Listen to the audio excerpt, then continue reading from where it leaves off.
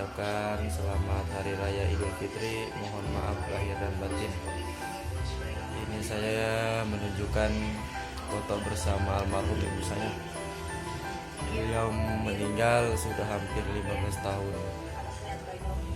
Ini orang yang paling berjasa dalam karir saya. Dan baru saja di lebaran yang kedua ini saya menyempatkan diri untuk ke makamnya beliau.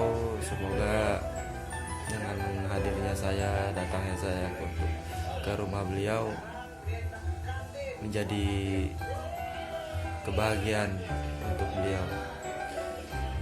Amin. Assalamualaikum.